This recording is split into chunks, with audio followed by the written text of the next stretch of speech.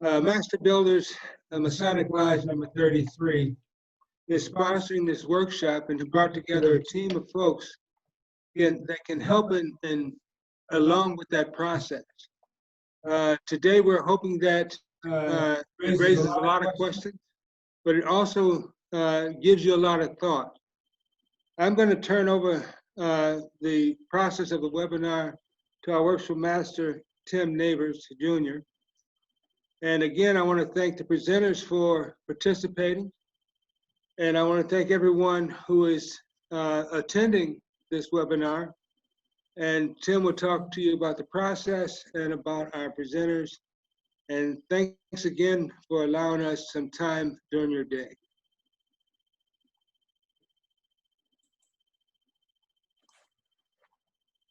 Greetings, everybody. I'd like to thank you all for participating in this webinar today.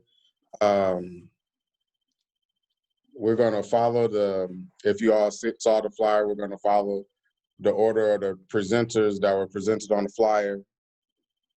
I'm going to tell you a little bit about Master Builders before I get started. Master Builders is a lodge that got started not too long ago. I'm the workshop master there. We had a few workshop masters in the past, and this job creation and financial empowerment program was an idea presented to the lodge by Brother M.O. Dodd under the leadership of our past master, Daryl Joyner.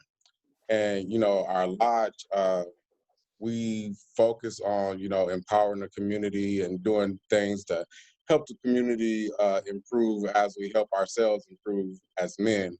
And some of the things we do, we have a mentorship program at Kennedy Middle School. We participated in with Rockford School District 205 to help with a scholarship program that encourages educators from 205 to go to Rockford College and receive a degree in education, so they may go on and come to become teachers and come back to the Rockford community. We also have a uniform program over at Haskell Elementary School. So we're doing things to try to help the community and improve. And this financial empowerment workshop and job creation workshop is one of the other things that we want to do to help improve the community in Rockford, Illinois, and Winnebago County. Our first presenter would be Andre Ashmore, and I'm gonna read a biography from him. Andre B. Ashmore currently serves as the Deputy Bureau Chief of Economic Development for the Cook County government, where he oversees the operation of a bureau that consists of 4 separate departments. Prior to Cook County, Andre served in several senior level staff positions in Illinois state government, including statewide director of local government affairs in the governor's office and deputy secretary of transportation at the Illinois Department of Transportation. In addition to his extensive public sector practitioner career, Andre served as a village trustee from 2001 to 2008 and as a village president / mayor from 2008 to 2017 in Matteson, Illinois, in the south suburbs. During his tenure in Matteson, several hundred new homes were constructed, and Andre oversaw a relatively positive period where several major developments were added to the village, including the construction of a 77,000 square foot recreation center. Andre has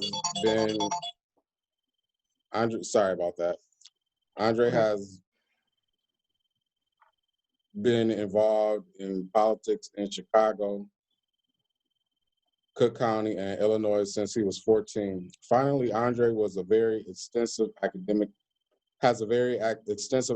career as a university professor. Andre has served as an adjunct professor of public administrations at a governor's state university, since 2005 and as an adjunct professor of public policy at the University of Illinois Urbana-Champaign since 2012.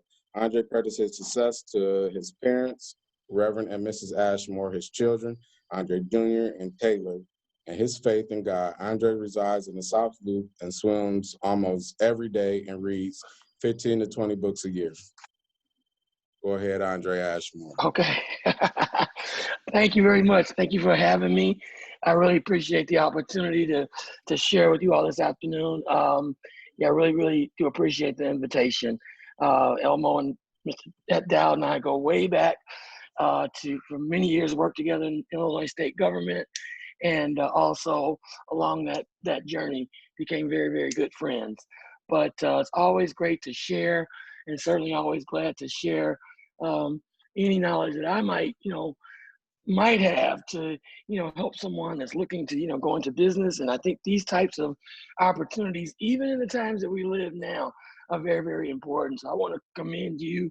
I want to commend you and the lodge, Mr. Neighbors, on putting this on. I think it's a very useful tool. The things that I was asked to go over for this were just to have a brief discussion about some of the general types of business entities. I had sent my slides. I didn't know if you were going to be able to show those or not. Do you have those? I had them for you to present. I didn't have them up for myself to present. I don't have them. Okay. Well, I can just talk from them. That's fine, because they can certainly be provided to the participants when we're done, and to basically be used as a guide the way I had them set up. So I mean, No I don't know if you've looked at them, but they're actually a pretty easy read. So it'll be a good reference for someone. So we just jump right in. The very first entity, and probably the most common entity that we hear about, is a sole proprietorship. From a liability standpoint, under a sole proprietorship, the owner is personally liable for business debts, but this also has the same advantages as a regular limited liability company, or we also know that as an LLC, and I'm going to talk about those in a few minutes. As far as taxation, under a sole proprietorship, the owner would report the profit or loss on his or her own personal tax returns. They certainly can. Formation is very simple, very inexpensive to create and to operate. There generally is no filing necessary. There could be some local ordinances that might require a particular type of business to, register with the city or some other, maybe with the county, depending on where it's located. But for the most part, it's pretty simple, pretty inexpensive for someone to actually just start up, has a business idea and they decide to start up a sole proprietorship. As far as maintenance, there's really no formal corporate maintenance required under this particular type of ownership. So that makes it a lot easier for it to operate. Can someone still decide, even though it's a sole proprietorship, if they decide to make it a sole proprietor, that's the entity that they choose, they certainly can still have papers and have bylaws and other things drawn up. It's not necessarily a requirement in most areas, but it's probably something that is recommended. And I'm going to talk about that piece a little bit more at the end, in terms of, in general, how a person really wants to approach, once they've made a decision to form a particular type of ownership, start up a new business and designate it as under a particular type of ownership that we're going to discuss today. Some of the steps that they may want to take just to ensure that they're crossing their T's and dotting their I's. The next one that we discuss is what we know as a general partnership, or just a partnership. A partnership, generally, the owners or partners, in this case, as it were, can be, two or more, obviously. It's no limited amount, usually at least two, obviously, to make it a partnership, are personally liable for the business debts. That can that can vary if you get into a limited liability partnership, which I talk a little bit about kind of more towards the end as well. But under just a general partnership, the owners are going to be personally liable for any business debts. As far as taxation, they can choose to report profit, loss, things of that nature on their own personal tax returns. As far as formation is concerned, again, relatively simple and inexpensive to create and operate. In most cases, there's not going to be any filing necessary. And when we say any filing necessary, that would be, and again, this is could vary from state to state. It's going to depend on the state that the entity is going to be located in, because there could be, in other words, I don't want to make it sound like that's just a blanket statement for all 50 states. That may not be the case. There may be a requirement that there is some filing necessary, but for the most part, we're talking about there not normally being some formal some corporate, or not corporate, but some formal bylaws and things of that nature must be filed with the state. But I would advise anyone, and I'll talk about that a little bit more at the end, in terms of when you're in the formation process, those are the types of things that you want to cover with a licensed attorney who should be guiding you through this process. As far as maintenance, general partners can raise cash without really involving in outside investors. You certainly could, but it's not necessary. It's not a corporation, so you're not selling shares and things like that. Everything that you're putting in is staying within the actual partnership, and so they don't necessarily have to involve outside investors as well, because there generally aren't any in a partnership, in the management of the business. So in other words, the partners are going to be the ones that decide how the business is actually going to be operated. So next one that we cover is corporation. A lot different than the first two that we discussed. And keep in mind, I'm giving you a very basic kind of a business entities 101, so to speak. But this is what I'm covering, or at least attempting to cover here, is at least the crux of the major components of what it takes to at least get something like this off the ground. As far as liability is concerned, under a corporation, the owners generally will have some limited personal liability for debts of the business.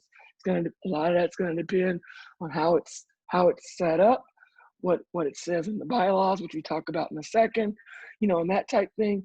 But overall, there could be some personal liability for business debts depending on how the entity is set up.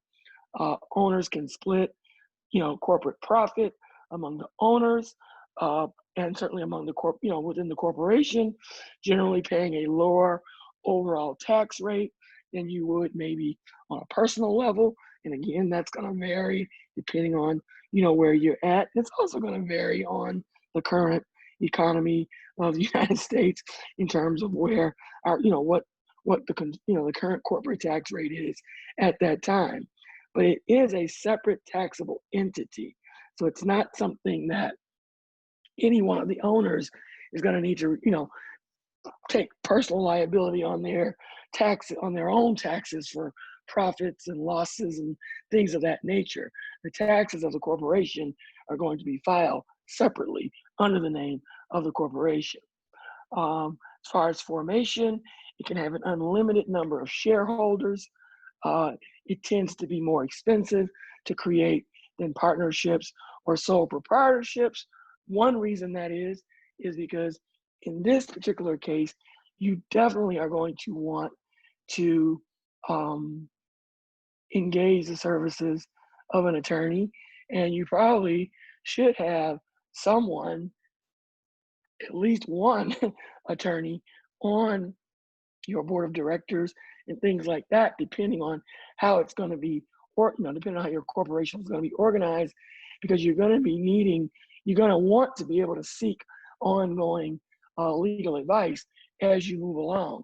Because now, as a corporation, that level of liability, and we won't get into that real deep in terms of how, how a corporation can be liable, for, product liability, for accidents, for all sorts of other things that can arise that while the individual owners may not be necessarily liable for, but the corporation itself will be, which can have obviously an effect on those owners if that's their bread and butter, so to speak, and that's how they're making a living themselves is based off this corporation.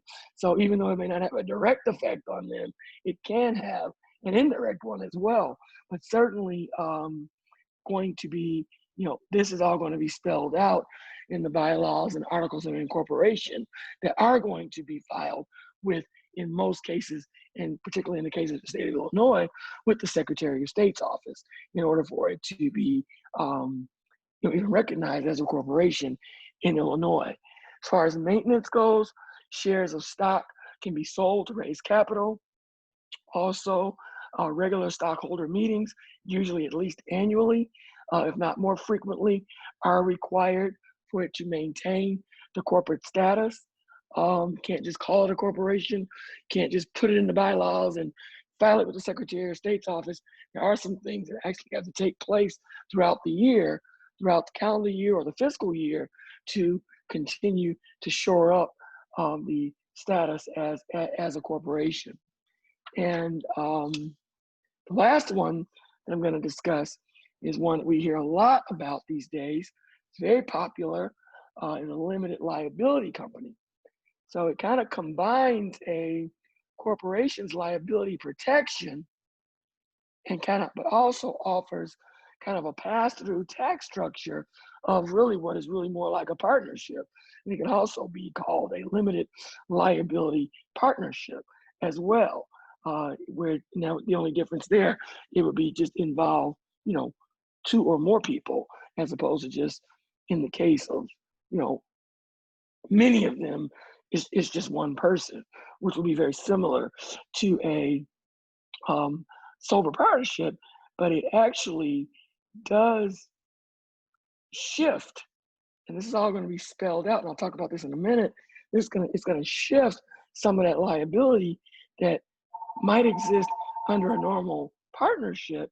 It's going to shift it and really give it way much more like that of protection that a corporation would have.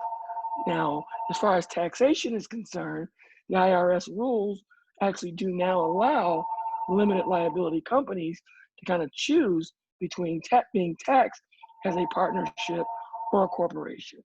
As far as formation, again, can be more expensive to create than a partnership or a sole proprietorship, because for sure, again, in this case, like the corporation, you're going to want to definitely hire a licensed attorney to draw up your bylaws, your articles of, they may not be called articles of incorporation, but you're going to definitely want to have them draw up all of the governing documents, because you want this spelled out, because should something happen down the road, whether it's from a liability standpoint or to limit your liability, as it were, or even when you decide to dissolve it, should you reach that point, that type thing, all those things are going to be spelled out in these articles of incorporation or articles of, that create this limited liability company in this case. Maintenance here, you can sell, certainly sell interest, you can sell interest, member interest to different individuals per company policy. More often than not, your average limited liability company is usually just one person. More often than not, it's just one individual, which makes it much easier to maintain than a corporation. There's no board of directors. There's no board of, any kind of governing body. There are no necessarily annual meetings required and that type thing. But what I will say about all these, and I've kind of said this throughout this brief presentation, is as simple as They all may sound, particularly the sole proprietorship as well as the general partnership, as simple as they may sound or look on paper. To create, my advice in any one of these cases, including the sole proprietorship, I would advise anyone that's very serious, that really wants to go into business and really wants to make sure that they are protected, to hire a licensed attorney to help you walk through that process. I'm not saying that to peddle, to bump up attorney fees for any attorney or anything like that. But it's a matter of really protecting yourself, or protecting yourselves in the case of a partnership or a corporation, should something go awry. And the reason I also say that, it's like anything else, to use, as bad of an example as it is, I don't necessarily like to use it, but it's a pretty good example. More often than not, most marriages start off very well. But unfortunately, as we all know, sometimes things can go south. And you want to have in writing what's going to happen if and when, hopefully it won't, but if and when it goes south. Or, me and Tim and I are best friends. We go into business together with the best of intentions. We get into business, things are going well, and all of a sudden there's a big downturn in the economy. We start losing money or whatever. Things start to go south, and then it's like, okay, we've got to do this, we've got to do that. Maybe we're not in agreement with how we're going to do that. Well, if we make sure and dot our I's and cross our T's up front by having all this in writing, like we would anything else, having all this in writing and have it written down, so that everybody knows, everybody's on the same page. And that is why, for all four of these entities that I discussed and any other ones that might be out there, because there are others, these are the four most common ones that we hear about and that we probably have. And I don't know all the stats on that, but these are probably bar none the most common ones. And that is why I definitely, at the end of the day, would advise, making sure that you're having a licensed attorney look over and put together whichever type of entity it is that you would choose for your future business. And that would conclude my presentation.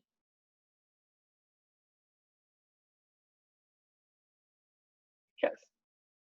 All right, so we had a question from Cedric Lewis. He said, is there a means to forecast the tax implications from having property development management?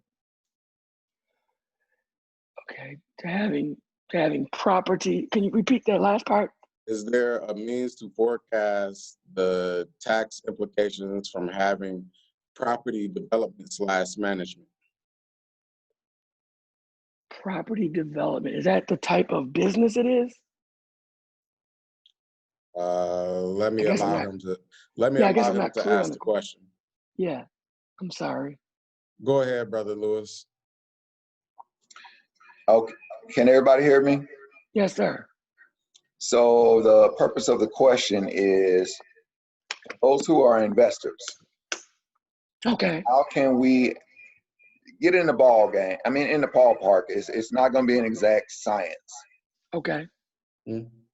How do we forecast what our tax benefit from investing in property that's not our primary property? How do we forecast what that's going to look like? Right. I think a lot of that is going to depend on obviously it's going to depend on the property, the type of property, the location of the property, the purpose of it. That would be something that I would, before I invested, I would basically consult a tax attorney on. That would be my advice on that, because that's going to vary, obviously, from entity to entity. It's going to vary from city to city and place to place. So to ensure that you're getting the best and most current and up-to-date advice based on that particular, subject or that particular property that you've got your eye on or thinking of investing in, that would be my advice. As far as being able to forecast it, that I'm not aware of, but I'm certain that an experienced, tax attorney that deals with that type of stuff every day would be able to guide you down that road. Yep. And if you tune in next week at our next presentation, we have a presenter that's going to go into that part and into that question even further. Next, we have on our flyer, we had, no, I'm gonna mess this name up, Mike Mastronati, but he wasn't able to attend, but he had a partner that's still with us, Edward Caceres, both of the SBDC consultant. And I'm gonna read Edward's bio. Edward Caceres is an experienced business advisor who enjoys working with entrepreneurs and startup companies. Edward is part of a trusted team of advisors assisting many area businesses through the established network and support of the Small Business Development Center. In 2009, Edward graduated from Rockford College with a Master's of Business Administration and is a strong advocate for the use of solar energy for more sustainable business practices. Edward is a native of Lima, Peru, and is fluent in English and Spanish, enjoys traveling, flying his drones, and spending time with his family. Go ahead, Edward. Hello, thank you very much for having me, Tim. Let me share with you guys my screen, so in that way we can go through our presentation. Tim, can you enable me to use, you have to allow me to share my screen. Yes, because I'm trying to say, and there is host disabled participant screen sharing, so there is an option that allows me to share screens.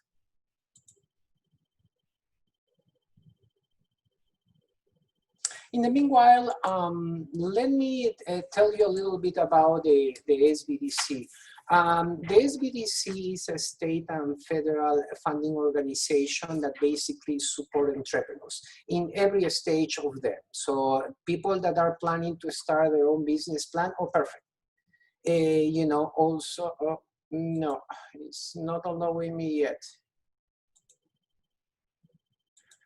So basically what we are doing is support the small businesses, people that are working basically in developing a business plan in the early stage of their idea. Or also we can work with people that is already in business but are facing different challenges, basically, you know, like a business growth, financial issues, digital marketing challenges, for say just a few examples. Now, the SBDC, in order to achieve these goals, made some important partnerships with the Small Business Administration, with the DCO, with the Rockford Chamber of Commerce, who is our host. And also we work closely with another educational institutions like the NIU and the Rockford Public Library. The city of Rockford is playing an important role in the way that we achieve our goals, because we are working as a team in order to support our entrepreneur community. So let me try. Oh, perfect, I can do it. Thank you very much, Tim. Okay, so let's start talking about something really important that I'm always approach with my clients before anything. That is, start talking about a self-evaluation to see if you are ready to start a business, or probably you need to assemble a team in order to achieve your goals. Sometimes we got all the energy, all the good ideas, but sometimes we need to assemble a team in order to achieve our goals. You know, so the reasons why you want to start your business may vary. You want to be your own boss because probably you don't like the place that you are working actually. You want some financial independence and don't rely in a paycheck. You want some kind of freedom to, you know, develop yourself. Probably you feel that you got a glass ceiling in your organization and you feel that it's the right time to start your own business. So the reasons may vary, it depends on every reality. But that leads us to the questions that you have to start asking yourself, you know, before you start doing even your business plan is, do you have the personality, you know, that allow you to enjoy what business ownership means. When we talk about businesses, people immediately start thinking about just in the bright side of being an entrepreneur, but nobody tell you or nobody think about in what you have to do in order to achieve these goals. Of course, sometimes people don't think that now they are going to spend less time with their families because now they have a business. So sometimes they don't calculate, financially speaking, the impact of this activity in their lives. So it's really important that you start asking yourself if you are ready to start this journey. Do you enjoy competition?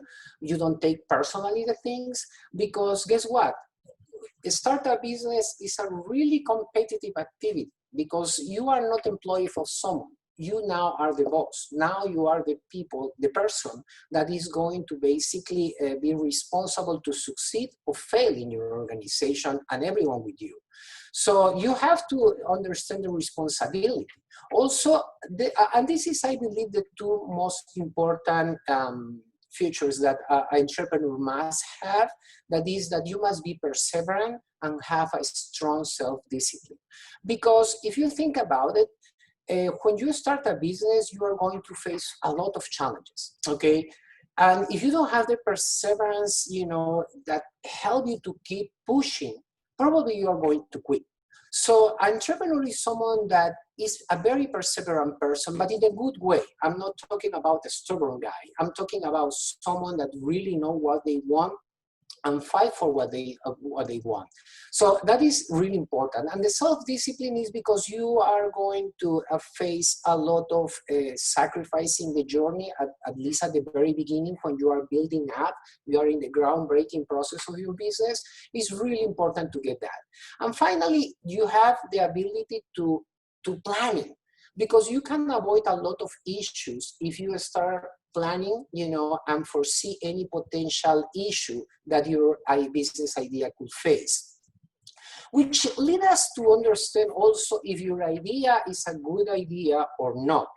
Sometimes, and it's hard, I can tell you because it's something that happens not very often in my field, is that sometimes when you start talking with a client, you realize that probably he's a little bit out of touch about the reality of that business activity, for example. So you need to start thinking if you are going to address a need with your product or service before even start. Another thing is that you have to start thinking, and if you think seriously about this, it's like your product is something that is already existing in the market, or is something that is already in the market and you are going to face a strong competition. Sometimes we love our ideas, but we have to be realistic. So all this kind of self-evaluation about you personally and your project idea are really important before even start this process. Also, you have to start taking in consideration if you are ready. I'm not talking just only financially speaking, ready to start a business. Do you have, the capital to start your business? Because that is the biggest challenge for small entrepreneurs, get access to capital for their projects.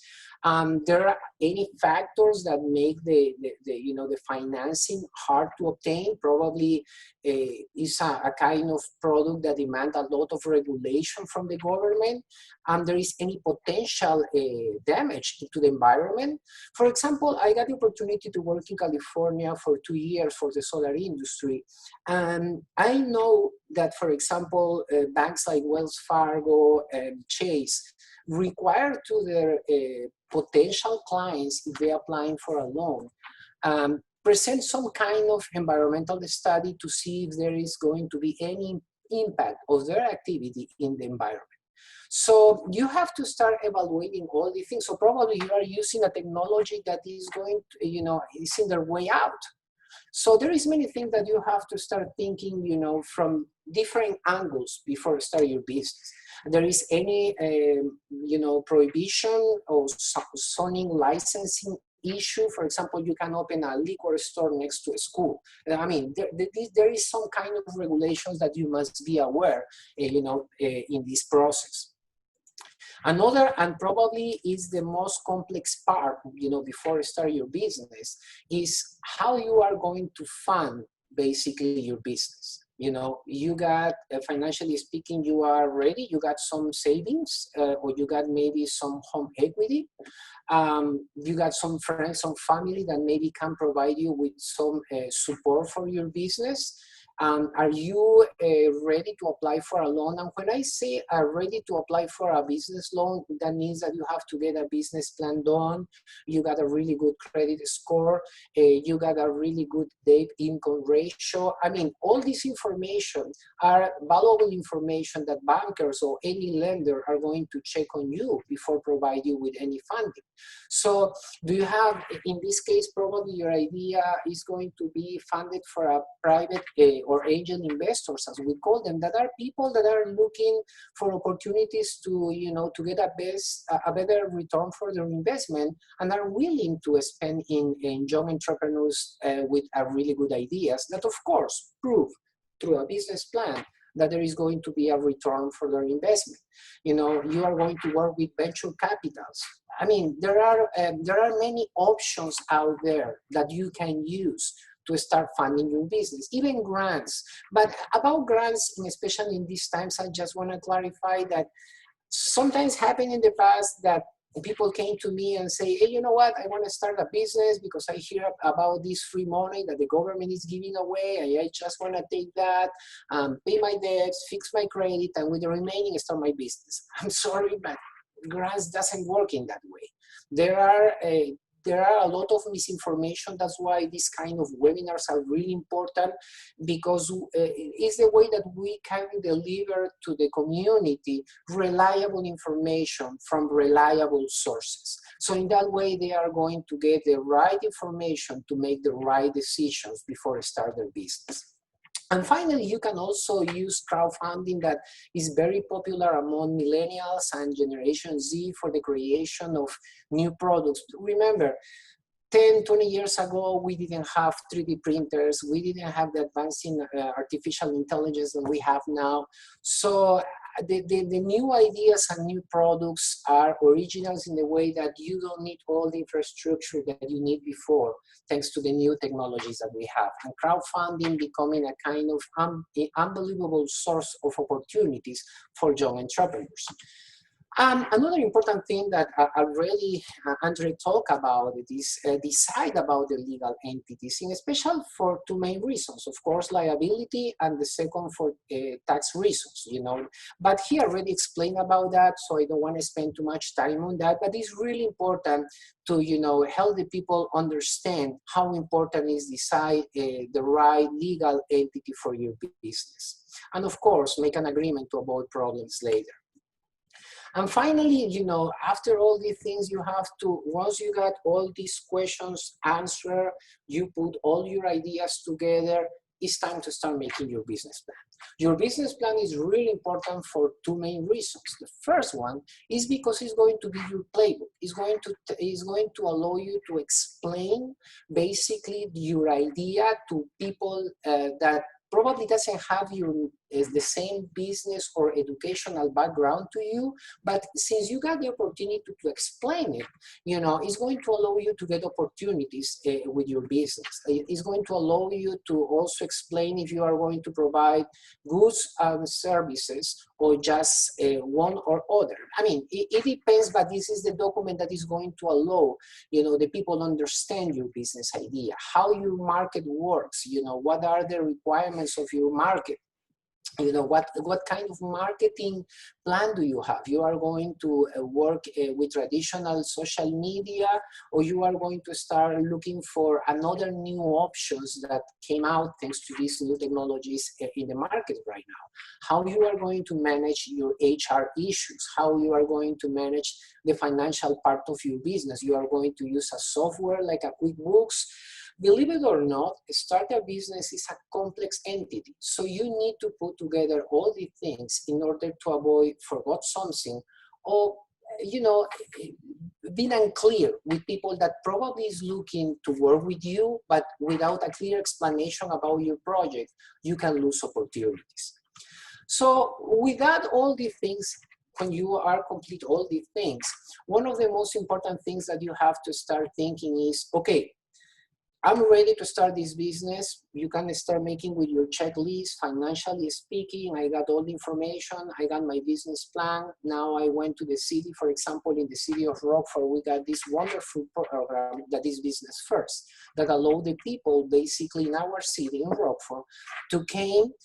They set up an appointment. They got 30 minutes to pitch us about their project. In that room is going to be people from the city of Rockford, license and permits, the health department, the water reclamation. And after listen to your pitch, they are going to give you the final piece of advice that you need. So with that, with all the things done, it's time to start thinking finally in, start basically filing for your business. This is a quick review. The first step, of course, is obtain your federal employee number. If you decide to be a LLC, or it depends what kind of business, you have to make it in with the state of Illinois also. There is a cost. For example, in the case of the LLCs, is $150. The next step is register, your business in the Department of Revenue. That is for free. We highly recommend to the business that they obtain their DUNS number. That is like the credit score for businesses. Like for us is a TransUnion for businesses is the DUNS number. And finally, and it's another recommendation, we always say that if you are a small business owner, try to file your information in the SAMS.gov that allow you to get option to work with the government. That is really, really important for small businesses that are looking to expand their operations or even grow. Finally, I just want to make a quick summary about how important it is to start making your business plan before anything, because that is going to show you if you are ready. It's going to show you if you can make it by yourself or you need a team to make it. And this is really important because sometimes, and I got a few clients that are partners for almost 25 years. And once I asked them, which one was the secret? I mean, how you can be together for almost 25 years? And he told me, at that time I was single, he asked me if I was married, and I say, no. Okay, a partnership is like a marriage, basically. You are going to get good times, bad times, you're going to get discussions, you are going to get, and reach achievements.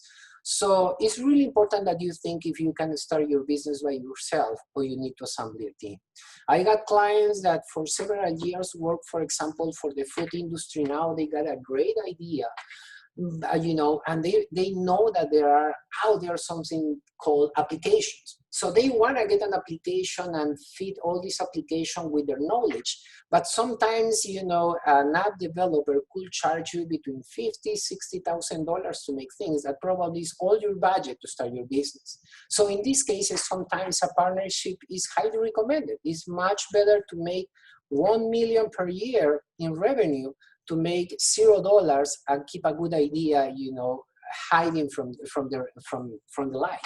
So, and also, I just want to share this with everyone in the presentation. Every SBDC that we got a few in Chicago and in the whole Illinois offer this software that is GrowWheel. GrowWheel is a software that allows us to make the business plan really quick. It's really friendly for our clients. But the most important thing is that we are working virtually in the way that every time that they work remotely, feeding their information in their business plan in GrowWheel, I got an alert that allow me to see in real time how they are doing and help me to guide them in order to avoid wasting of time in bad ideas or probably something that need to be corrected. So every SBDC out there is able to help every entrepreneur, to make their dreams come true. And the business plan, always repeat that, is the most important part. Even if you got everything in your mind, at some point you need to explain that. At some point you need to remember how you designed at the very beginning your business. And basically a business plan is a kind of life document that allow you to keep the record of your business journey.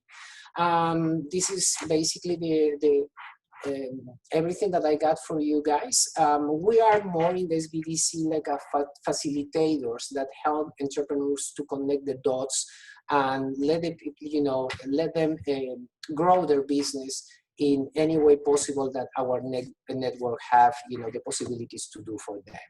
So that will be all.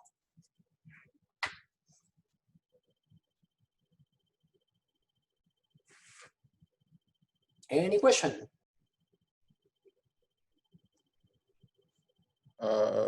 We don't have any questions in the question and answer session, so we'll move on to our next presenter. Thank you very much. That was a wonderful presentation. Our next presenter is Maurice Wood-Red. Hello there. All right, I'm gonna read his bio for you all.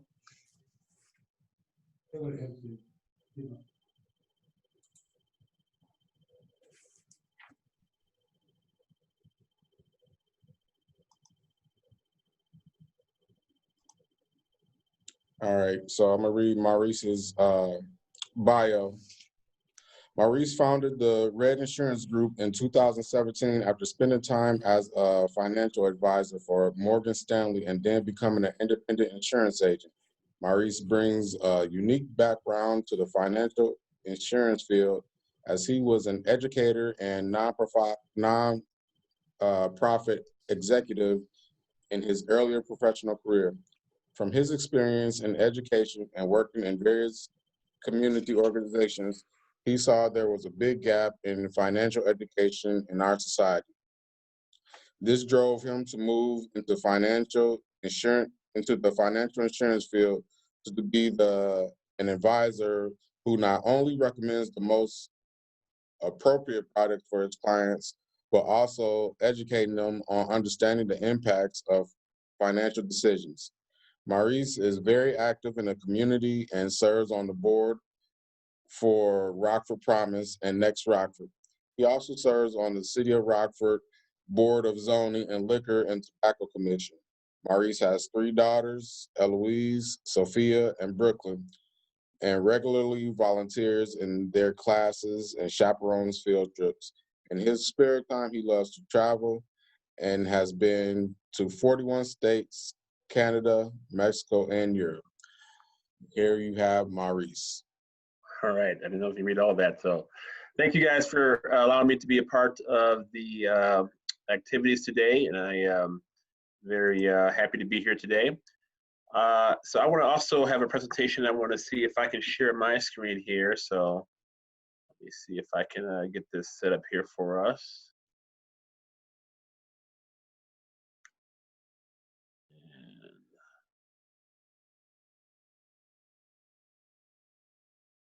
Can you guys see my screen now?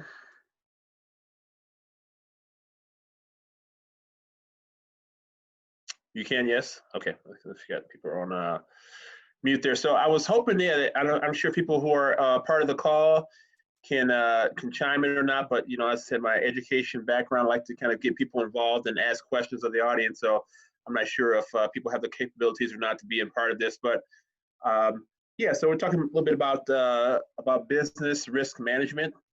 And the first question that I usually start off with is, what exactly is risk? Kind of a term that gets thrown around, or risk management gets turned, maybe a term you've heard of before, but most people don't actually stop and think about what is risk and what is it, why is it important for us to kind of manage that in our personal and professional lives. And again, I'm not sure if people are be able to speak in or not, but basically in an insurance sense, risk is just basically the chance of something bad happening, right? So in our personal life, think about it, if you get in the car every day, drive around, there's risk of something happening that can be bad, right? That's why we buy auto insurance, because we want to protect ourselves from risk happening. In a business sense, it's also kind of obviously there's many types of things that could happen in your business as well, depending on the business you're in. If I can put this on the slideshow, okay. You guys can see this or not. Is that showing up or not? I can't tell. All right. Yeah, so risk management, I'm going to talk about kind of 4 basic topics. What is risk management? I'll give you 3 steps for implementing these risk management plan for your business, looking at how to acquire the right types of insurance, and then also how do you monitor and adapt as your business changes and grows throughout the years. So again, what is risk management? So it is, risking is an inherent part of our life. It's an inherent part of your business world. You're always going to have things that will be possible. Bad things could happen. You could have accidents. You could have, incidents happening with your employees. Again, depending on the business you're in, it's going to have a big impact on how you look at those things. And most of us think about insurance as ways of protecting us from bad things happening in our business life. But we can't really eliminate all the risk in the world, right? So I just talk about, myself, for example. I have a small office here over on East State Street, and I have some equipment here, some computer stuff, some printing stuff, some stuff from my office. I don't have a lot of valuable things per se. So I have a lock and key on my business. So that's kind of to prevent, obviously, the risk of somebody robbing or theft happening from my business. But I could spend a lot more on that, right? I could have a very high-tech security system that has cameras outside. It could have like a special 6-digit combination to get inside the building. I could have a fingerprints security system to walk into certain parts of the building and things of that nature.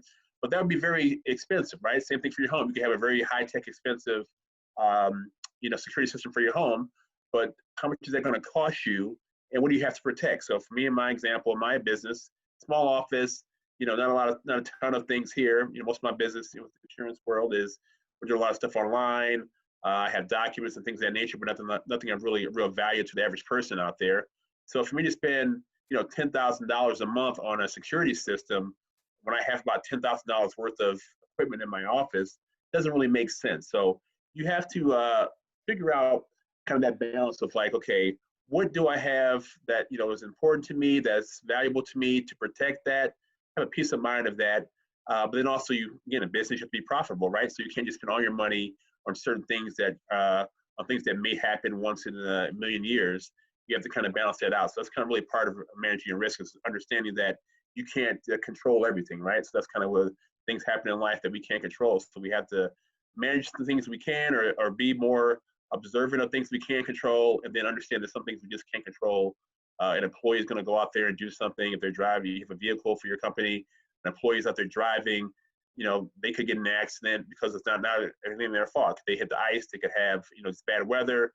Things are going to happen that we can't control. But also, risk management is more than just protecting yourself, more than just using more than insurance to protect yourself. So people think, well, insurance is my protection, right? That's where I manage my risk, is by buying insurance. But there's also things you could do proactively more than just buy insurance.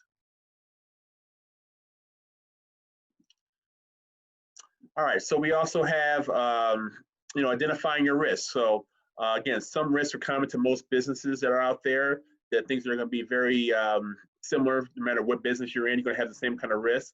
We all have, worry about property losses. We also worry about business interruption.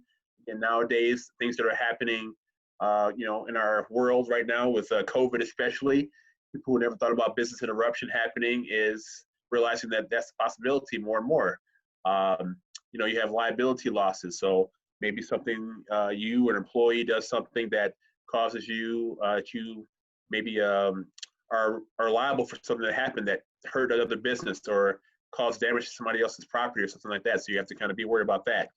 You have key person losses. So you have employees, you have staff in your business, and people obviously come and go, right? People change jobs, they move, their career changes, their life changes, other opportunities arise. So maybe somebody who's been part of your business for a long time, you've been counting on, and who's really kind of a key person for your business, leaves. Or maybe, situations that are happening now, maybe they get sick because of COVID and things of that nature. So somebody who maybe is very integral to your operations and your organization could be lost as well.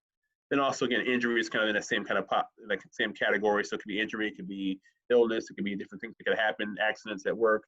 we could actually lose some things that are lose people who are very important to you. Again, these are identifying risks. So going out there to look at and doing a real in-depth analysis of your company, your organization, and seeing what kind of things are actually possible that could be things that we could lose that could cause us to lose things that are important to us. And a key part of this is really determining your company's vulnerability. So, you know, I gave a little example here that, you know, equation, I guess, you know, vulnerability is equal to the probability of something happening. So what are the odds that something will happen plus the cost? So how much would that cost your company stand to lose as a result of something happening? So I gave the example before of, you know, my office is saying that the probability of somebody, you know, breaking into this office here, I think it's pretty low. We're on East State. I'm in an office complex, a lot of other offices around here, plenty of lighting, plenty of people coming and going all the time.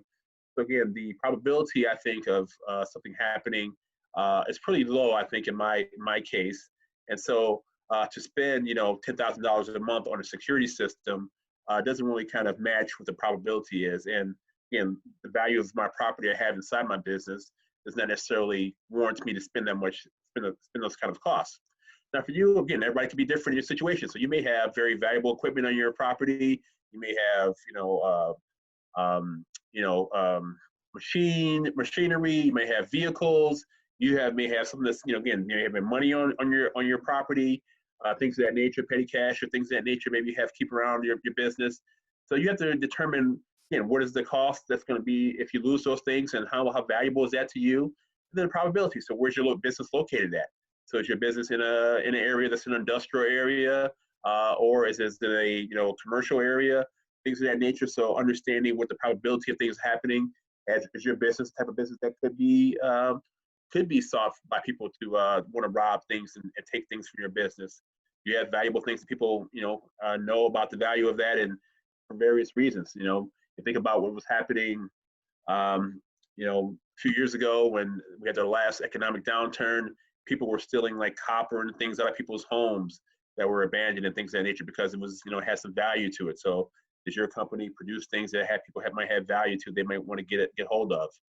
You have to understand those kind of vulnerability and understanding, you know, how you can judge where you're vulnerable at and how to assess that risk as well. You're also preparing for contingency plans. Yeah, so as I was saying before, it's more than just buying insurance for risk management. So how do you implement policies for your employee safety? What kind of things are you putting in place so people don't get into accidents? Maybe if you have people who are driving out about and delivering things for your company, you know, maybe they're really focused. Okay, I really have to be get there fast and speedy and really you know, make a good time for my boss, because maybe you're putting, you know, maybe say pressure on them, or maybe you just kind of have expectations that, you know, we need to get things done right away. And obviously time is money. So as a company business owner, you want to get things done on a very fast basis and as quick as possible. But then also, if people are, you know, if they're driving a lot for you, if they're going to be driving on the roads and they're driving, you know, around Chicago or Milwaukee or some kind of, you know, high density areas, if they're really focused on speed, then chances are they're probably going to get in an accident or get a ticket or something like that at some point, because they're really kind of pushing the limits. So maybe you have policies in place to say, hey, we're going to be a great company, we're going to deliver great products, but we're going to follow the laws. And so we don't want you to go over 65 miles an hour because we don't want you to have accidents. We don't want you to do this and that. You know, I think about in terms of driving history, my father was a truck driver. And, you know, back in those days, you know, he drove all over the country and told me stories about places he'd been to and, like, you know, driving in the middle of the nights. But now most trucking companies have policies that drivers can only drive a certain number of hours, right? Because they saw that drivers who drive tired end up getting in more accidents, having more, you know, maybe tickets and things of that nature. So, you know, people put security plans in place or safety plans in place to protect the employees. You know, if employees get in accidents, and then they have, you know, you pay for their compensation as well for their health bills and medical bills and things of that nature. So you have to kind of balance it out in terms of saying, okay, how do we put policies in place that's going to make our employees safe, and also for the bottom line of our company, keep it from, you know, losing money unexpectedly. again, the idea here, as I told before about installing security. So again, looking at your company and understanding that, you know, maybe you are a risk, or people maybe have some things that you have valuable things on your property. You think about what kind of employee population do you have? Do you have a employee population that comes and goes, or maybe it's kind of more transient? So maybe you have people who maybe stay with you for 6 months or to a year. Maybe the work is kind of hard and difficult, so they don't stick around. So after 5 years, maybe you've got, you know, 10, 20 people who used to work for your company out there. So maybe they know your security protocol. They know how to get in and out of your building. So you have to look at, do we change our locks? Do we change our security measures and things of that nature to guard against losses and things of that nature? Another thing to think about here is avoiding transactions, which I say, you know, desperate or dubious potential customers. So I serve on the you know, city zoning board and liquor and tobacco commission, and we have people coming in who are starting businesses a lot, and they have the best ideas and best plans, and I guess many of you may have some great ideas as well. But think about if you're a vendor or you're providing a service or product to somebody who's just starting on a business. Would you, like, you know, give them a year's worth of credit up front and provide them all the materials that they may want to buy from you without getting them some kind of payment up front, right? So you maybe want to avoid kind of the people who are desperate or people who are having tough times. You maybe have a pay-as-you-go policy. You got to pay for whatever you're going to order from us and have it paid up front or have it paid right away, as opposed to kind of just giving out things because you think this person is going to do really well in their business, but you have to also think about, obviously, your bottom dollar, your bottom line as well, that perhaps this business may not succeed. I mean, not make it to be as successful as they want to be. And yeah, as we know, most businesses, you know, do not succeed in terms of small businesses. Also, looking at training high potential employees. Again, this gets into the idea of sort of that key person losses that we discussed before, and understanding that, yeah, if you maybe have some key people who have been a part of your organization, part of your company for a while, and you know that they're very valuable to you and they provide a great service and they would be hard to replace, then maybe you're thinking about somebody else who's coming up in the ranks, who's a newer employee or somebody you see some potential in. Maybe you start training that person, giving them some ideas of what kind of roles and that their superiors are performing, so you can groom that person to be the next in line in case that person does leave or they get a better offer, they are looking to start their own company at some point. So contingency planning is very important, again, if you think about risk management. All right. Now, again, you know, acquiring insurance is important for your company, for your business. And again, that's going to help you with a lot of risk management, but also in knowing and understanding the right type of insurance to acquire for your business. Again, depending on what you do, and again, I want to have a little more dialogue and understand what people are doing. But you know, there's general liability, which kind of covers a lot of things for a lot of companies. There's product liability. So are you selling things, products to people, and they might say, hey, you know, your product, you know, was faulty, and then it caused an accident at our company or our business and things of that nature. So you have to be aware for kind of lawsuits, people kind of coming back at you saying, hey, your product didn't work or didn't do what it said it was going to do, and we're going to sue you, or we're going to want some kind of reimbursement for things that happen. Professional liability. I think I saw Dr. Oates on here. You know, as a dentist, or, you know, myself as an insurance agency, and we have to have errors and omissions insurance. So if we make a mistake, we have insurance to protect us and saying, okay, well, you made a professional mistake that caused somebody some damage or didn't cover them the way you thought it was, or the service wasn't provided the right way. You know, could be just, you know, a honest mistake that just things didn't happen the right way, or something didn't go right. But we have professional liability out there for certain businesses as well. You know, commercial liability also sort of gets into that general liability conversation as well. And then key man insurance, again, it gets into the idea of, we said there are key personnel. It could be also for the owners of the companies. We talked about earlier about some of the structures of companies. So maybe if you have multiple owners in a company, sometimes business partners will come together and say, we're going to buy key man insurance on each other. So in case somebody becomes, you know, incapacitated, you know, right now is a great example. Again, COVID, somebody could get sick and be out of work and not be able to perform their duties for a long time.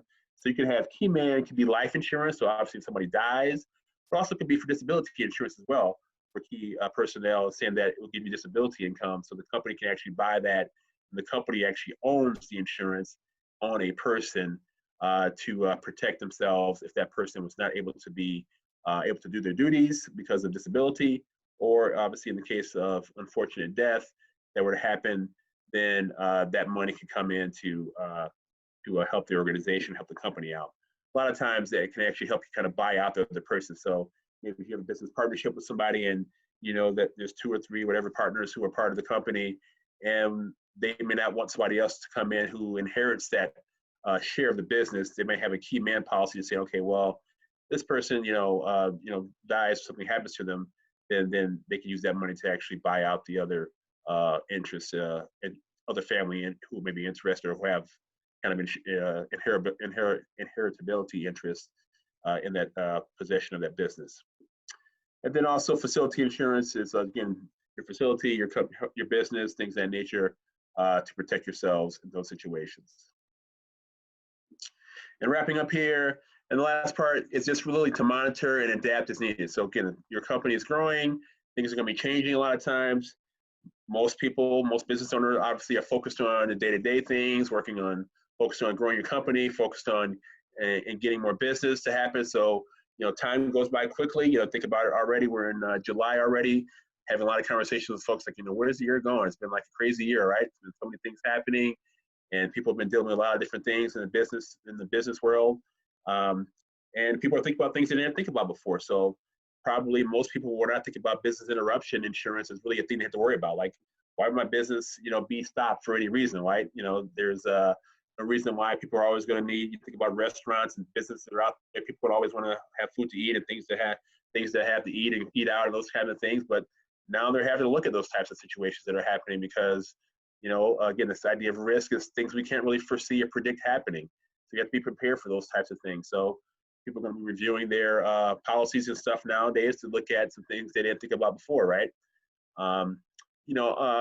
Including your owners, your investors, your key personnel is very important with when you're kind of creating a risk management plan and also reviewing it. So again, maybe if you have some machinery or equipment and somebody who's actually working on that machine every day and knows how the machinery works, you might be able to call them in to be a part of this to understand what's happening. So maybe, again, I don't know, what everybody's situation is, but I'm just giving an example of you have some kind of equipment or machinery that supposedly only needs servicing every year, right? Because it's supposed to be, a fine tool machine, and whoever sold you the machinery says, well, this machine should be good. We'll come in once a year to kind of tune it up, the maintenance and those kind of things like that. But people who are working on the machine every day might say, well, hey, boss or whatever, that after about 6 months, this machine starts, not acting quite as good as it used to be. Maybe we need to actually look at getting this machine tuned up or kind of having it service every 6 months as opposed to every year. So things that if you're not working in all parts of your business, you may not understand what people are actually dealing with on a day-to-day basis that could be affecting you on a larger scale in many ways you don't foresee. Also including your insurance company. So a lot of times insurance companies will provide you free advice in terms of taking a look at what's happening, what kind of risk you have on your organization, in your organization or on the property and those types of things, because we want to help you avoid having claims and having to, need to file claims. So we want to help you avoid those things. So insurance companies will actually come and maybe help you out with those kind of things as well. A lot of times, your good risk management plan is very important in raising capital. So we discussed that earlier as well.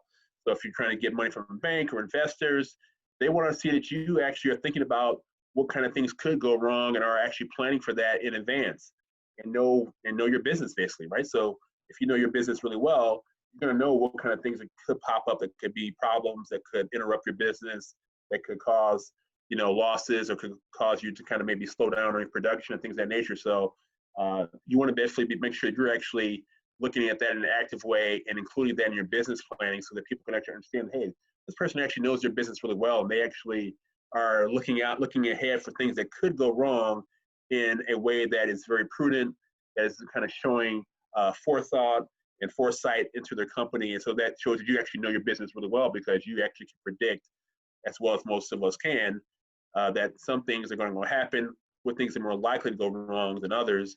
and actually put that into your planning process as well. So yeah, so that's kind of the presentation I put together for you tonight. And I will be open to taking any questions from anybody. I know I kind of talked a little bit here, so I wanted to get some time for questions as well. So in the Q&A section, you have 2 questions if you'd like to look at in the Q&A section and answer those questions. Okay.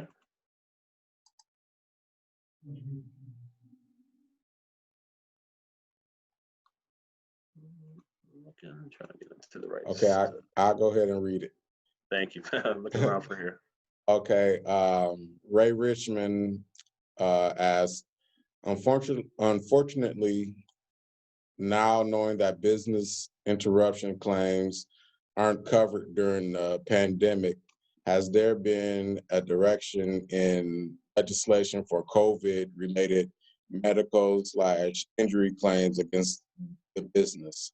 It's still unclear on liability in the workplace as an owner. Yeah, that is a good question. I know that a lot of people, definitely were calling up and asking, are they covered? And this is kind of one of those, again, rare situations that I don't think many people didn't really foresee happening. And so, you consider it an act of God, you consider it a, natural disaster, what kind of category do you put it into?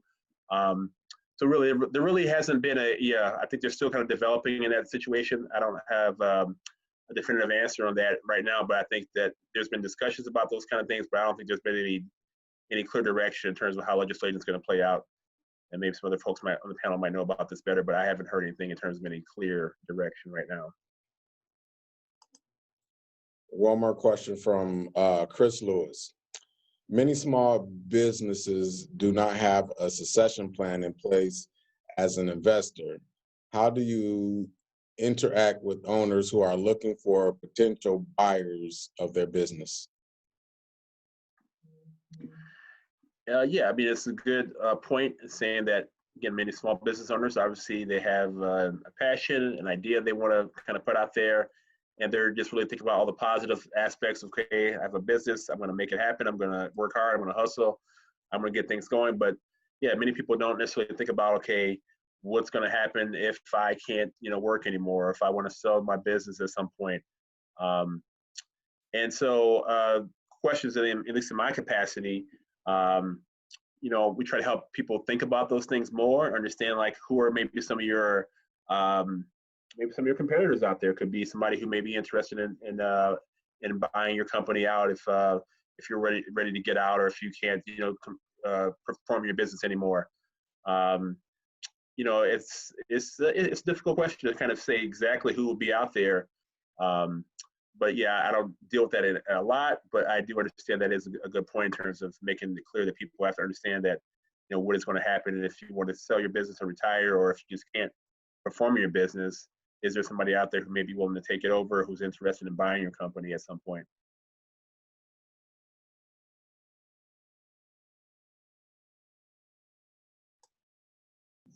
Thank you, Maurice Red. What a wonderful presentation.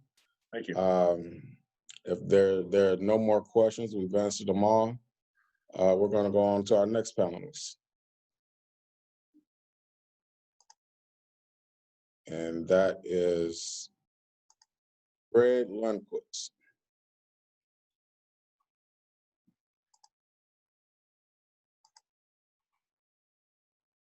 I'm going to read his bio right quick. Fred Lundquist. His areas of expertise are commercial real estate, industrial, professional services, acquisitions, succession plans, municipalities, cash management. He has years of experience with more than a decade of banking experience. Greg is an accomplished banker and an outstanding lender with the Black Hawk Bank organization. His clients reap the benefits of his deep commitment to developing and strengthening relationships, his wealth of knowledge, and his strong ties to the community. Greg is responsible for identifying, developing and marketing business solutions and fostering a high level of client satisfaction. He serves as a key member of the client relationship team. Certifications and awards. Greg is a graduate of both the Commercial School of Banking and Rockford Leadership Academy. Greg was recognized as one of the area's 40 leaders under 40 in 2019. Volunteer efforts. Wholly committed to his community, Greg has served as president of Ignite, Rockford Chamber of Young Professionals Group. He is chairman of the Walter Larson's Children Play Day and participates in United Way activities. In addition, he is a member of the Rockford Chamber of Commerce, the Rockford Cosmopolitan Club, and the Beloit Club and the Giuseppe Verdi Society. Hobbies and interests. In his free time, Greg and his wife chase after their twin toddlers. Other times he can be found on the golf course, hunting or fishing. Fun fact, Greg was born on Leap Day. He is, according to his number of birthdays, the youngest employee at the bank, just turning 10 years old. Thank you, Tim, and thank you everybody for having me this evening. Truly is an honor to present to this group, and just a real privilege. So Blackhawk Bank, a little bit of background about us. Actually chartered in 1881, and we're actually headquartered out of Beloit, but we are a community bank. So we stretch all the way, we have branches all the way from Janesville, kind of stretching along the I-90 corridor. And then we just recently ventured out east and have established 3 more branches in McHenry County. So a little bit about what I do. On my title, it says business banker, but in all reality, I'm really a relationship manager. And that's actually what we refer to one another as within the building, within our department. Commercial lending is just that, it's a relationship. So it's unlike any other sort of lending in a sense. When you go to buy a house or you go to buy a car, you get your loan and you're done with it. As long as you make your payments and everything else, you don't really hear from anybody ever again. Commercial lending is a different story. Commercial lending is, you know, if I'm giving somebody a loan, I'm meeting with that person probably quarterly, and we're kind of going through and talking about what's going on within their business, looking at numbers, looking at financials, giving them insights as far as what we're seeing within their particular industry. And then also, you know, managing the risk. Commercial and obviously lending in general is a risk-based business. And obviously we have to keep an eye on it because we're lending out depositor money. So to make sure that, you know, there's a high likelihood that it'll get repaid, one, or number two, if we are having some issues, okay, what can we do to help these folks out in you know, what's kind of a plan of attack to kind of right the ship, so to speak. So one of the things that I think there's not enough of, and which I was glad to be a part of this evening, is just the educational piece. So a lot of people want to start their own business and do their own thing, and it's admirable, and more people should do it. But the biggest question is, okay, how do I start? Where do I start? How do I do it? It's going to be too difficult. So really nice job of establishing the panelists this evening. I can't say enough for Edward and Mike with the SB DC in the sense that they really do a good job in helping people kind of prepare for that initial, okay, I think I'm ready. I want to take that next step, but what do I do? In establishing a business plan is probably the most important thing that you can do, because it's going to address all the things that I look at in order to be able to lend money.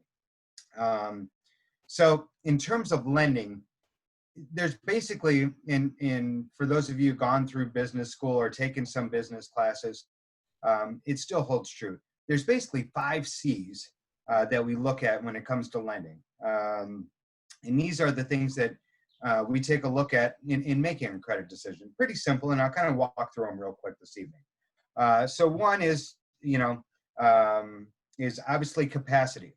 And that gets talked a lot more since 2009 within all facets of lending. Okay, capacity means, can you afford it on paper? And that's the biggest thing.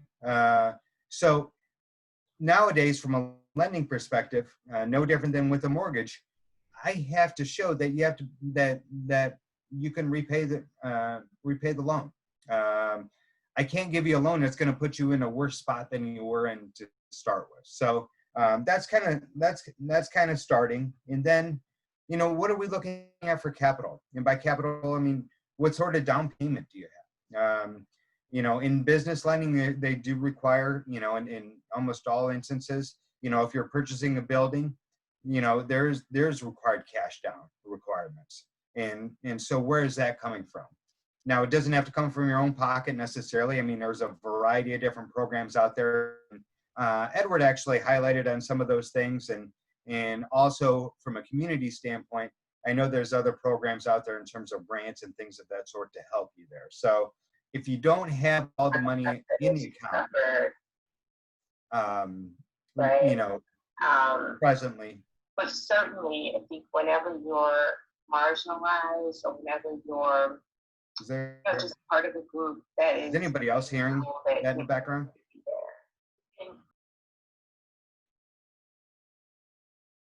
Okay, it's muted now. So yeah, there's ways to come up with down payments and things of that sort.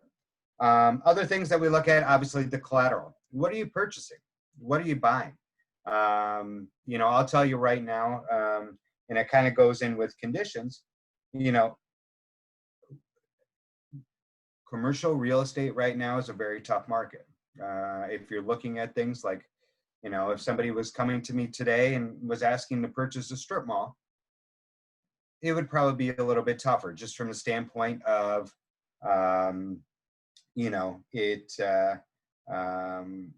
how many people in this pandemic are really going out and going to strip malls? Prior to that, how many people were going to box stores or things of that sort? With the advent of Amazon and some of the other online retailers, those things have struggled. So in terms of the collateral and the conditions, that's something else that we look at. And probably the most important thing I would say is probably character.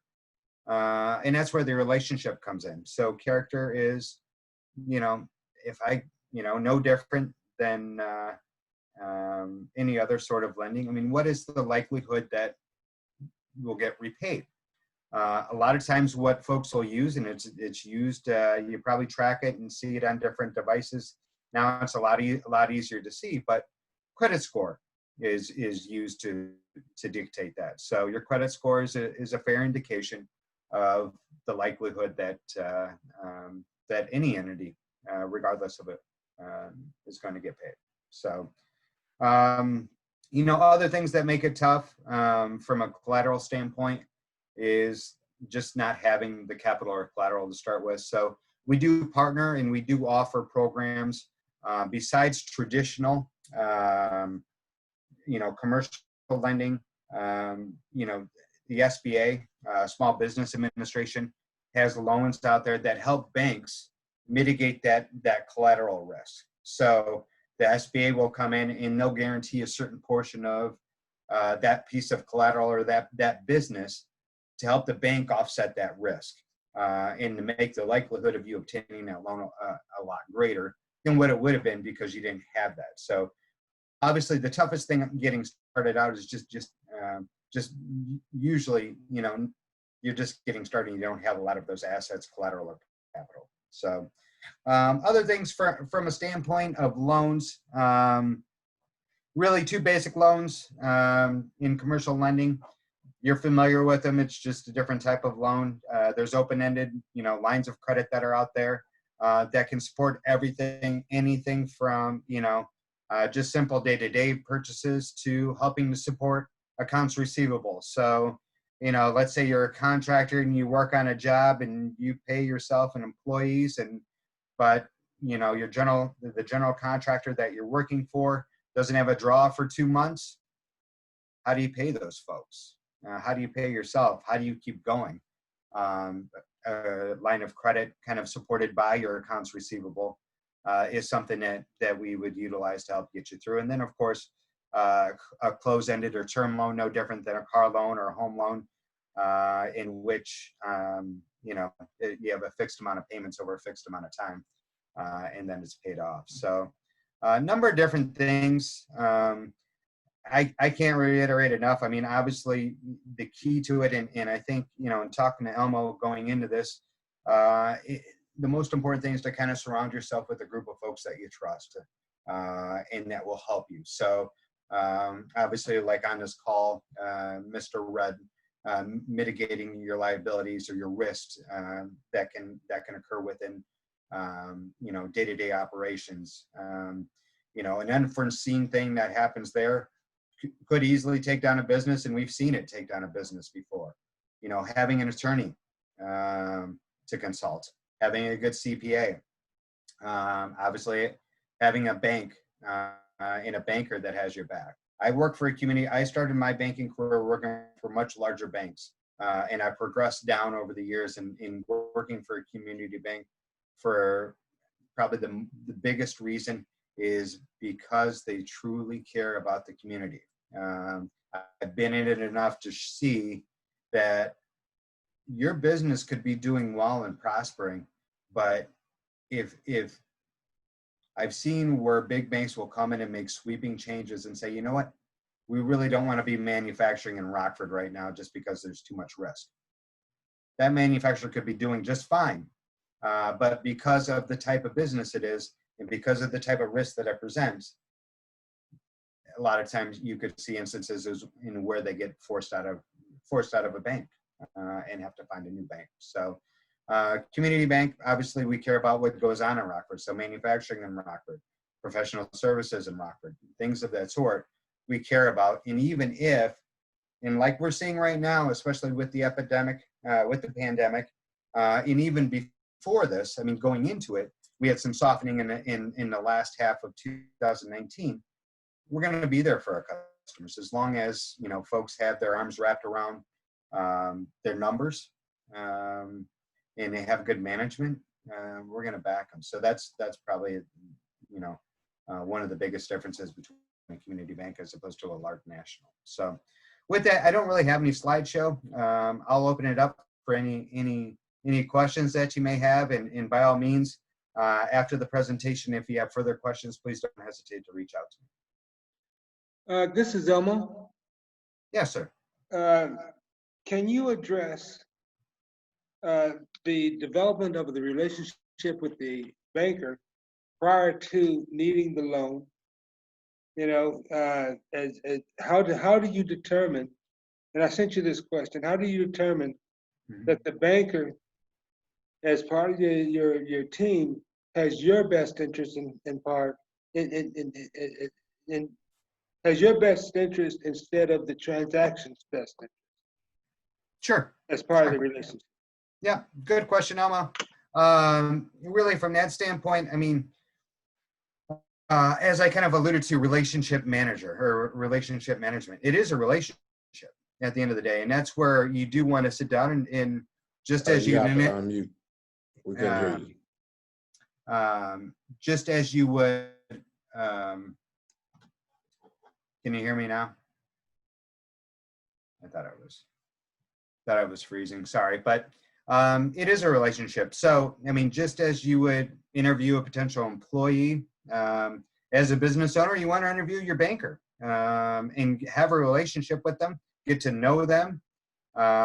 You know, I mean, if you're just starting out the business, you know, going through some of those things, maybe going through a business plan, kind of getting their feedback, and honestly, in the beginning phases of it, maybe you get together with that core group, as I kind of alluded to, in terms of, you know, getting together with an attorney, with the attorney you're looking to use, a CPA, the banker, your insurance representative, and because that's the team that's going to kind of carry you through.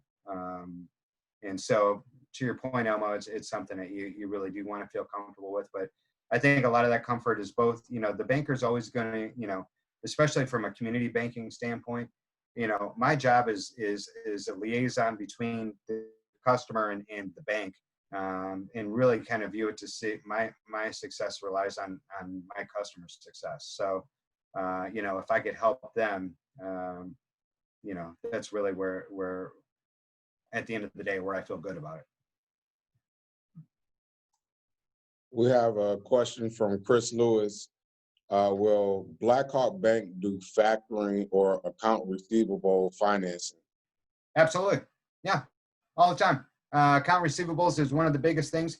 Mr. Lewis, as I kind of alluded to a little while ago, I mean, if you got somebody stretching you out 60 to 90 days on your payable to come into you, how do you keep things going?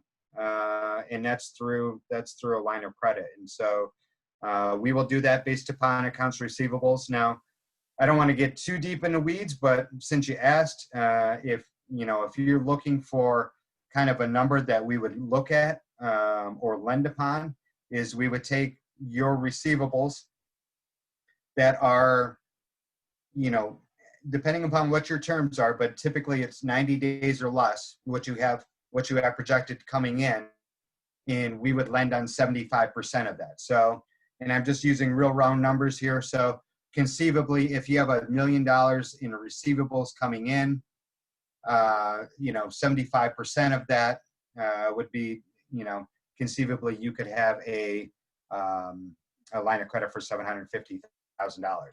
Now with that, the other caveat is in doing that, typically once we get above $75,000 to $100,000 in terms of that sort of lending, that's usually when we're starting to get what's called the borrowing base every month. So what that is we're monitoring receivables and making sure that you're in what's called borrowing base. So if I've given you $750,000 towards your line, but our receivables drop to $500,000, that could present a risk to the bank. We'd want to make sure that if your receivables were at $500,000, that your line is not being utilized past that 75% mark. So a little bit more monitoring there, a little bit more interaction with myself or whoever your banker would be, but certainly is doable and certainly is a way to help businesses grow. One more question. Jason Williams asks, if you're looking to purchase commercial residential property, Mm-hmm. what is your suggested down payment? He heard that it was 20%. What is your professional suggestion? Sure. Kind of depends upon the type of property, right? And I'm not going to steal her thunder. I know she's listening in, and she'll speak to it tomorrow. But a lot of it depends upon the type of property. So really, from a 1 to 4 family, so 1 to 4 units, and if it's your first property, might make a lot more sense to go with more residential mortgage loan in that regard. Reason being is within a residential mortgage, typically you're going to get a little bit lower rate, and you're going to get a little bit longer term. And the reason for that being is that they're typically backed by a much larger entity like a Fannie Mae. Now, if you're getting into something bigger, where anything above 4 units, 5 units to, you name it, as far as how many, then you would have to go with something in a commercial route.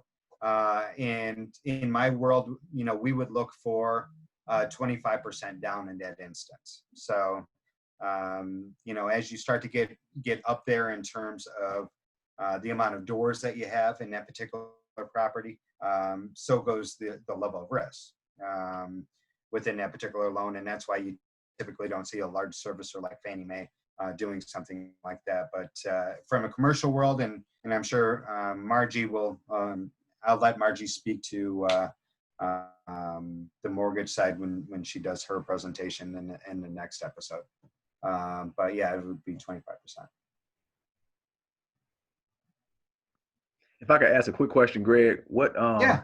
there's a lot of people who attend and who are attending today, and maybe some people who will watch the recording who aren't established businesses. They are more on the startup end of the business life cycle. Do you have any products that would support those type of businesses, or if so, maybe it's not specific to you, but where should businesses go who are startups looking for access to capital? Yeah.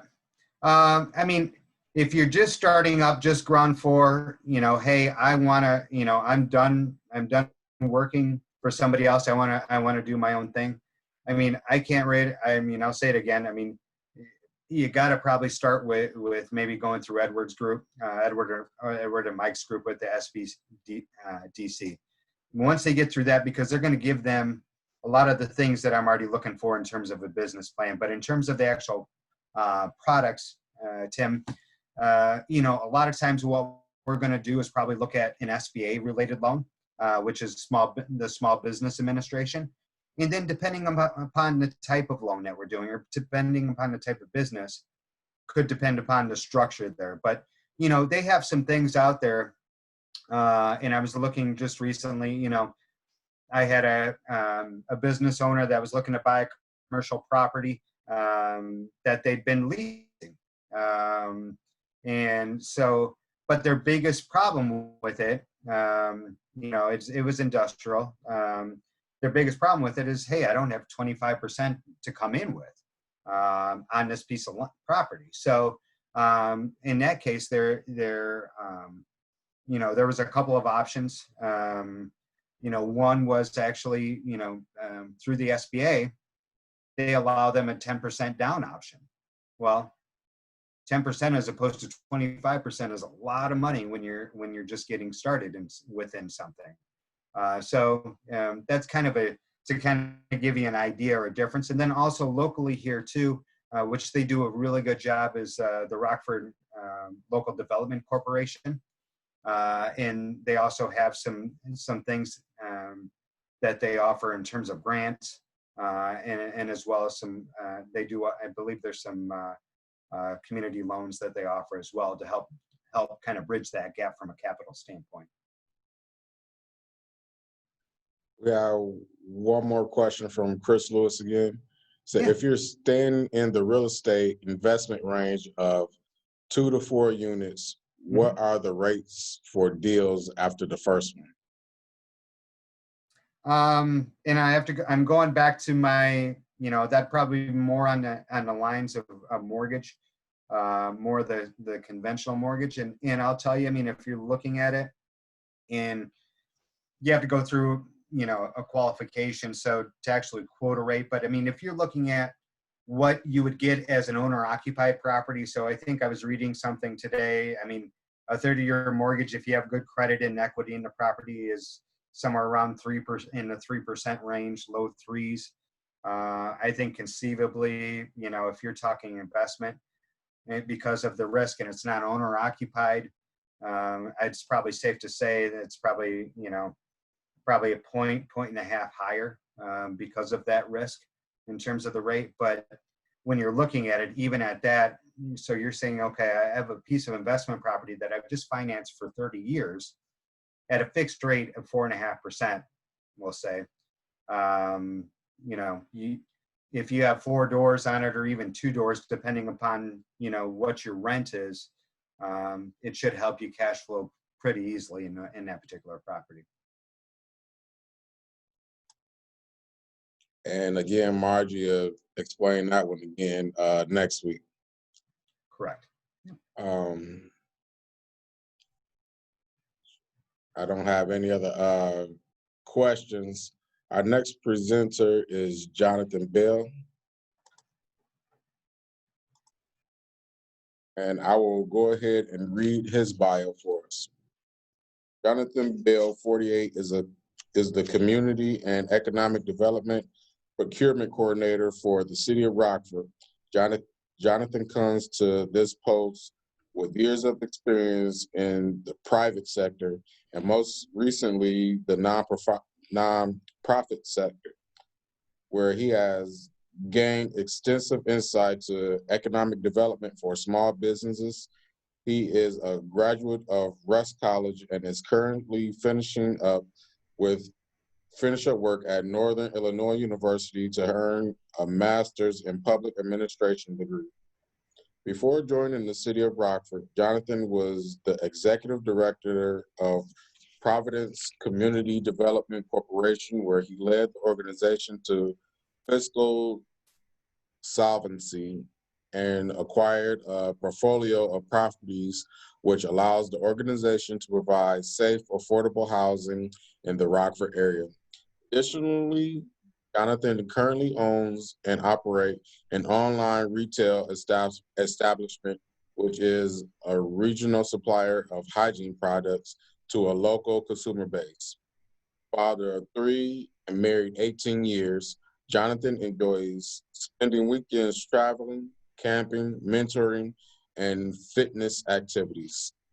There you go, Jonathan. Bill. All right. Thank you all. I first want to start off by saying thank you to Mr. Dowd and the coordinators of this event. It's a privilege and honor to be with you, and I really thank you for inviting me. Some of the panelists I work with pretty closely, Matt and Edward, and it's always a pleasure to do so. I'm going to speak extemporaneously. I don't have slides ready, but there's an area that I like to tackle here and kind of tie some things into what I do here at the city. There's been a lot of discussion here, a lot of good information, a lot of good points that have been discussed here. There was talk on legal structure, very important. There was talk about business planning, so essential to a business. There was discussion on risk management, highly important.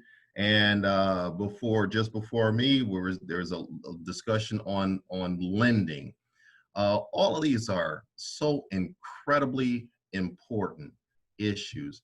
The one area that I want to talk about for a few minutes, my presentation will be brief, is the emotional side of business. Now, I don't know the makeup of our audience, but I want to speak to those who are considering going into business or making that investment of their time and money and energy, and whether or not they think it's right for them. The emotional side to business is so incredibly important. I would probably say equally important to all of the other issues that has been talked about today. The thing that I'm reminded of is 1997. Don't want to date myself too much. 1997. I was just out of college. I was very energetic, eager to go into the marketplace. My dad had ran a business, a tax accounting service for many years. So I had that business mindset from my dad. And I got married early, started working for another agency. I was living in Memphis, Tennessee at the time. And I wasn't satisfied working for somebody else. I really felt this burning desire to start my own business. And I did. I started, of all types of businesses, a grocery delivery service called Amgrocar. It was a weird name and it was a weird concept at the time in 1997. I put a lot of time and energy into that. And a lot of the things that we talked about, legal structure, business planning, risk management, and lending, I knew nothing about. And it was like another language to me. And so I went through that whole experience only to have a lot of my savings and my first marriage dissolve. It went south, as we talked about before, and I was crushed. And this is one of the things that we have to talk about when we're talking about going into business. And that is the emotional toll that we have to take into consideration. There is an emotional toll. I always tell people who are wanting to go into business, you know, the journey of 1,000 miles begins with one step. I took that step. But what happens when you stumble? Some people get afraid. Some people want to stop. Some people want to turn the other direction. Some people feel like it's not worth it. One of the things that you have to look at emotionally is, do you have the determination to see your vision, your idea through to the end? Although I had a failure with that first business, I was devastated in the beginning. And so time passed. Fast forward a couple of years, I moved back to Rockford and I wanted to try it again. I really felt like I had something that I can develop. And so I tried it again at the beginning, starting another business. And it was a records management business. And this was in 2008. So in my second venture, I really put a lot of time and energy and effort into this new venture, which I thought was a sure thing. I really believed in my idea and my business plan.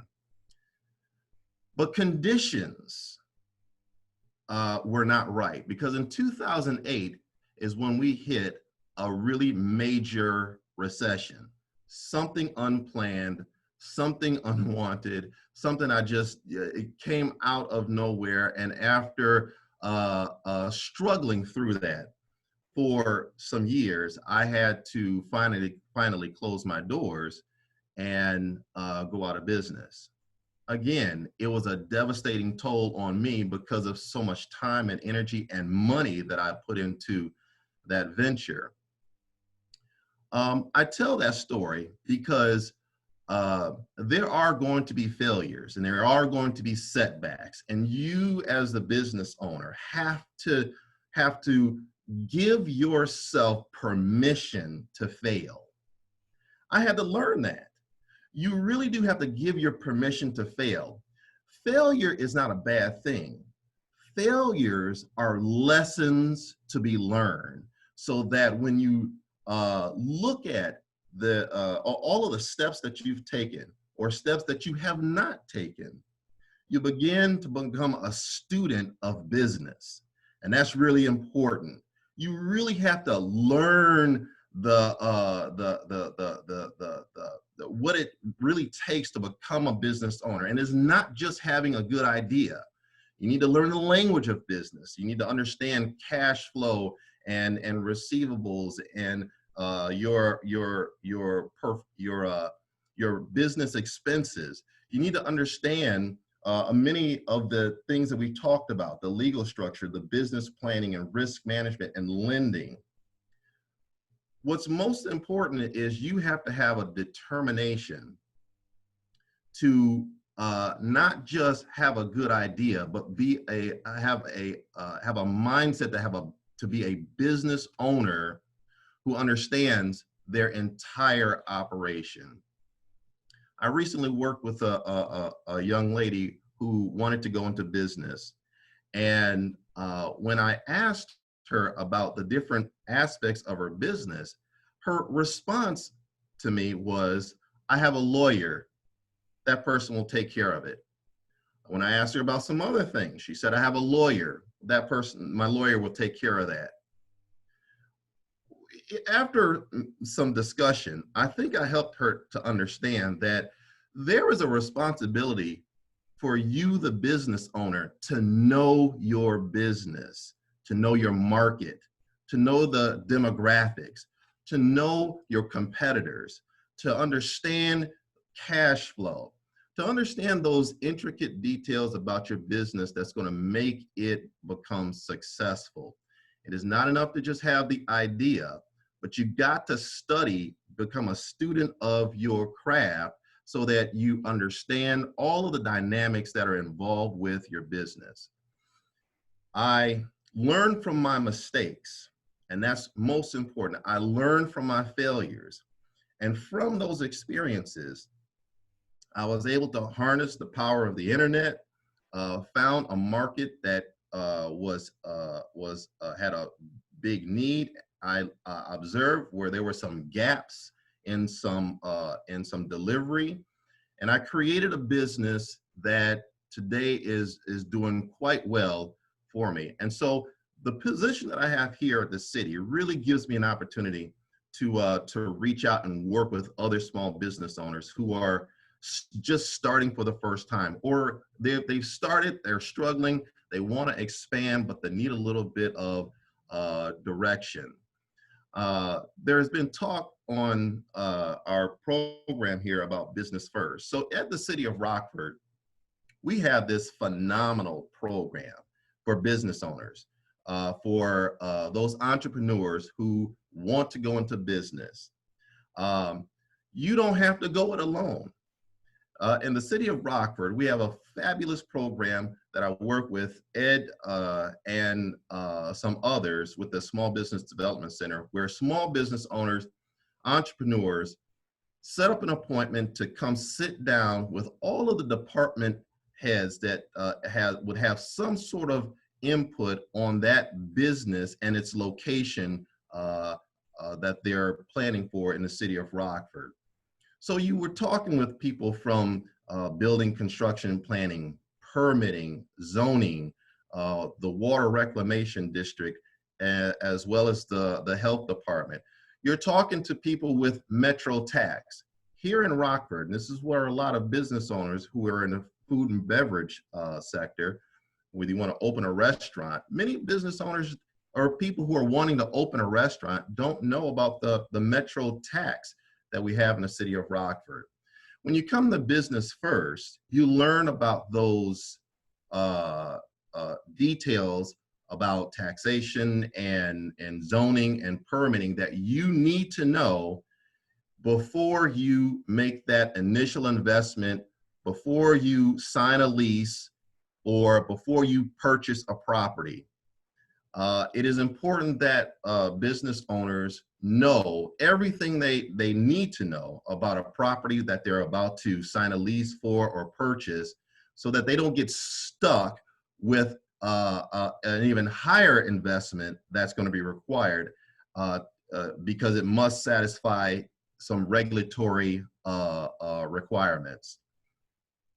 And so one must be determined to be able to learn about the different aspects of going into business, but understand that it takes a lot of determination to see through the setbacks, the pitfalls, the lows that come with being in business.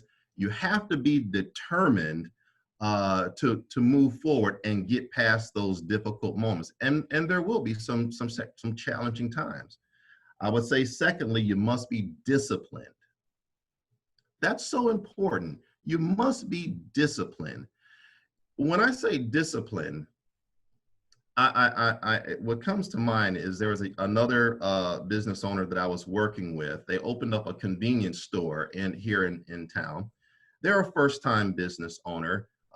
They were enthusiastic about their idea. They finally opened us a store. And I maintained a relationship with them, but every time I would travel by the store, it was closed. And I did it a couple of times. Sometimes it was open and sometimes it was closed. Well, as a business owner, there's got to be a level of discipline that you have to your business operation. That when you say you're open, you're going to be open. And when you have customers come through your door, you're given the best customer service you can possibly give. That when you are managing your finances, you must set a budget. and you must stick to that budget in order for your operation to sustain itself. And so I would say the second thing that is so incredibly important on the emotional side of being in business is you must have a level of discipline to ensure that your business survives the tough times. And then lastly, when we have business hiccups or setbacks or difficulties, or we run out of cash, or we have a loss, or we're on the verge of not being able to move forward or expand like we want to, I would say you've got to have a level of dedication. Dedication is important as a small business owner because it helps you to see through all of the fog and be able to move forward. Dedication just simply means that no matter what comes, I'm willing to learn, I'm willing to be mentored, I'm willing to learn about my market, I'm willing to hear from my customers. You've got to be dedicated to doing what you do and understand that that dedication is going to require some time, some energy, some effort that is unmatched in when you're unlike being a business owner. And so having that determination, being disciplined, and maintaining that level of dedication, I think is really important. Here at the City of Rockford, I act as a small business liaison.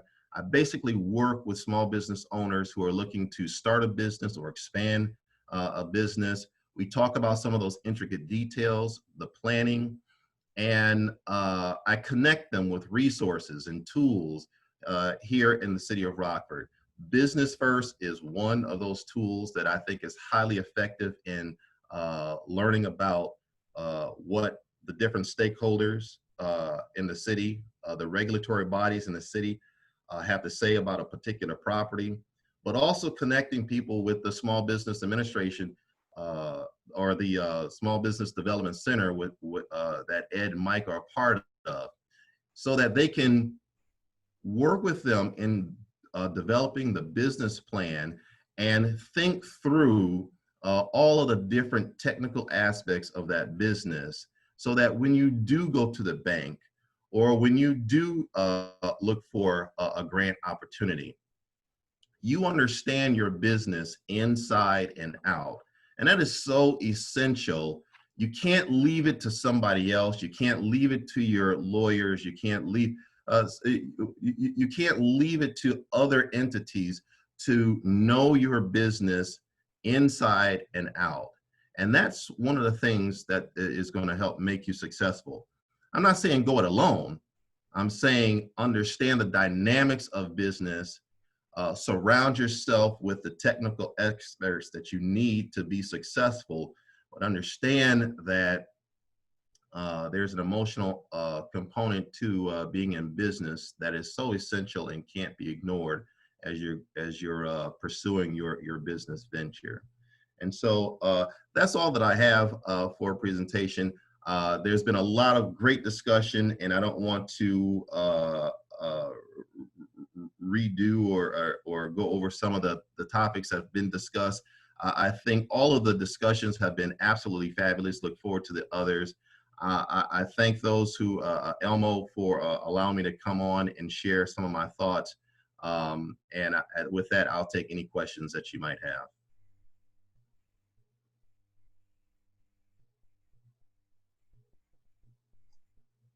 Right now, we don't have any questions. I would like to thank you and give the stage over to Brother Elmo for final comments.